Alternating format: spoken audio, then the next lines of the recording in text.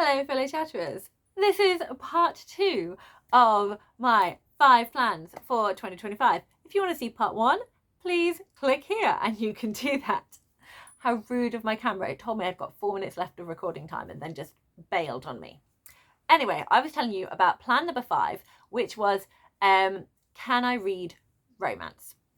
So I have actually found a couple of books this year that I have actually really loved, which are romance books. One was Paris Dalencourt is About to Crumble by Alexis Hall, and I have also enjoyed it's gone from my head. Anyway, not a genre I usually read, but I had such a good time with the ones that I did love. I want to see, can I kind of find out other things that maybe work for me? So I have compiled many things that I feel might work together and given myself a kind of what's the word, more of a range. Like I've kind of organized it into exploring different aspects of it. So I've got different subgenres. So I've got the contemporary romance, the historical romance, and the fantasy romance. So I'm gonna do 3. I intend to do 3, at least 2. I'd like to do 3, but definitely 2 videos where in 1 month I see if I can read romance, and I will let you know. And I'm going in wanting to read this. I'm not a typical romance reader, so I'm not just picking up anything because I know it's not going to work. So I have actually tried to make sure it's going to work for me.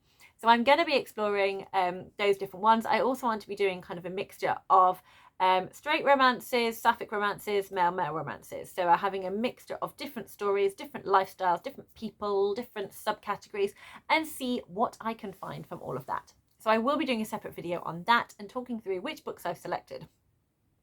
And I'm giving myself permission to do this because of these books, I only own one of them. I have one book under my bed that I haven't earned yet. I have 2 books that I want to buy in and I would like to own. They were already on my list, my wish list, so this is just giving them their time and giving me permission to buy them. Other books that I could also buy that are also, some of them are on my wish list, some of them aren't, but they are available at the library. So I'm allowing myself to buy the ones that aren't available at the library and all the ones that are available at the library I will get out of the library.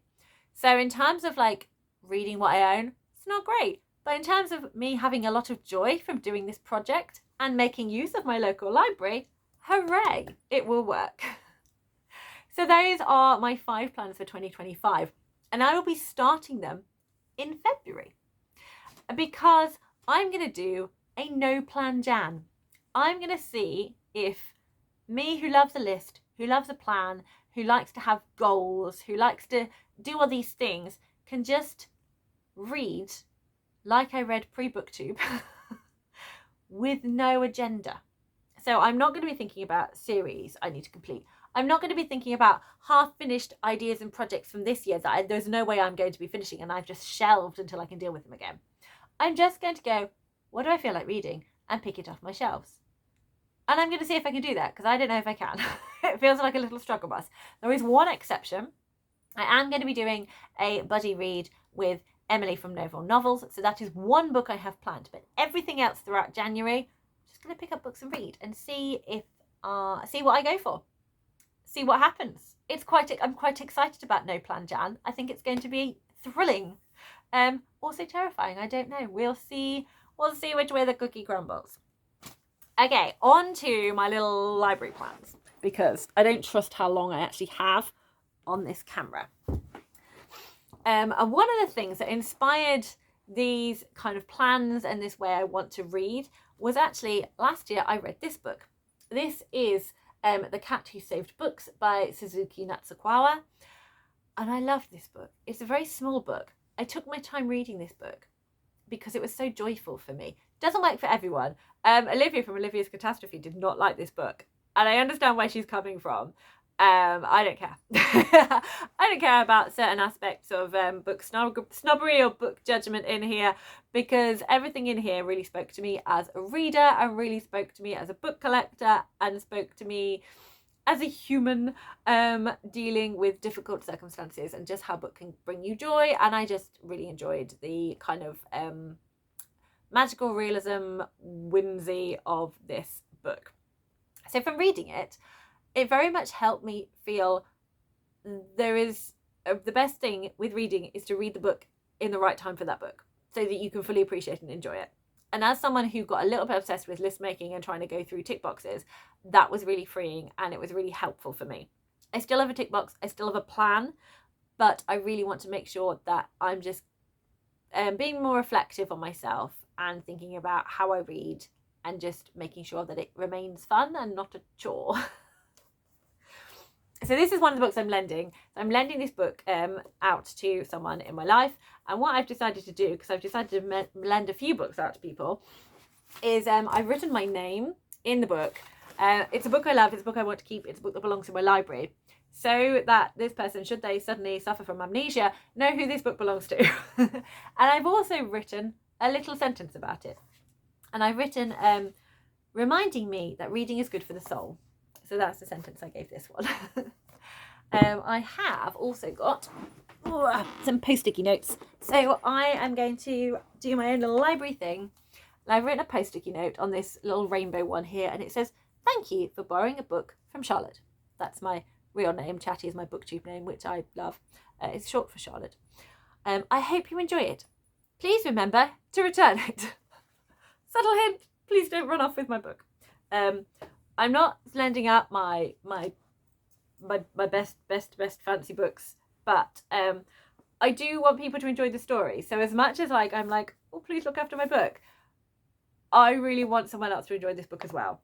So I am being a library, and it's quite exciting. So I am going to stick that in here for its new reader to see and enjoy. So there we go. I also have, I'm lending out Get a Life, Chloe Brown by Talia Hibbert. And for this one I wrote, a romance I actually love. This book was, when I was trying romance and was not getting on with it. Like, I picked out the odd one here or there. I picked out the odd fantasy romance. There were certain things I was trying from reading I hadn't picked up on or felt I'd missed out on, and I was getting a little bit ground down. It's like, but I'm not enjoying it. Everyone else says they really like it and I'm not enjoying it. Whereas Get a Life, Chloe Brown is beautiful. It gave me everything I needed in a romance. I'm like, yes, this is what I need in a romance. I need characters I can root for. I need them to be realistic human beings with a touch of crazy and ridiculous that I can kind of go with, but not stuff that's in. I don't want plot to just move characters around and get them from A to B. I want the plot to feel real. I want it to be purposeful. And I want to love the characters and root for the characters, and both by themselves as individual people and as a couple. And that's what this book gave me. I then have a book that I'm lending to one of my friends to read with their child and kind of like stretch their child's reading. And I have Emma Carroll, Secrets of a Sun King. This is a fantastic historical middle grade. And I have written in here, middle grade as it should be written. And then one for my actual friend herself, to enjoy herself. I have Beartown by Frederick Backman. And I have written in here, this book is everything. So some of them are helpful, some of them are just my feelings of the book that I just wanted to add in. So this is quite fun. So I'm going to library ticket them all up and let them out in the world. And then I'm going to write down in the book who I've lent these books to so I can keep track of my library once it leaves my house. The final thing I'm going to talk to you about before the time runs out is what I'm reading for the Reindeer Readathon. So I didn't do a set December TBR because it's just going to be regurgitating stuff from previous videos that I've done. But I thought I would just do a little quick thing to let you know what I am reading. So my other book's in another room because I am actually currently reading it. And that is the second book in the Beartown trilogy. It's Us Against You. So Us Against You is my prompt for Vixen. Because it's a book I didn't buy. I have borrowed it from my friend Dave. Not the same friend Dave I've been talking about. This is a different friend Dave. And we just started talking about books of Frederick Backman, and I was raving about how much I love Beartown. And he was like, oh, I've got the second book. Do you want to read it? And then he'd just got the winners for Christmas and was like, actually, I might need to reread it and then read the Rinners. And then he lent it to me, and then I've had it since March. So I definitely need to be reading it. But seasonal reader, winter season, I need the winter season to read the wintry books. So we're here. We have arrived at winter. So yes, that's borrowed from a friend. So I didn't buy it. So it's my Vixen prompt, which will give me 15 points for my team, which is Nutcracker. I'm excited to be back on Nutcracker. They were my first team when I joined. Cupid. Do I have? Yes, I do. So Cupid was to read a book that you have already given 5 stars to. The author has already given 5 stars for the author. Terrible descriptions. Read a book from an author you've already given 5 stars to. There we go. So I have given 5 stars to Sophie Anderson's The House with Chicken Legs and The Girl Who Speaks Bear. Castle of Tangled Magic I enjoyed, but I think I overhyped to myself. But I'm hopeful that The Snow Girl will give me those same wonderful feelings. And Winter Snow Girl, hooray! It's a middle grade, by the way. I wasn't sure if I was clear with that. Donna was, so that's worth 10 points. Donna is worth 20 points. And that is to read a book that contains one of the words you pull out a word set. I love this prompt. It's so chaotic, but I also hate this prompt because it's the one that's most restricting. So the books I pulled out was Battle, Epic Fantasy Reader, marvellous.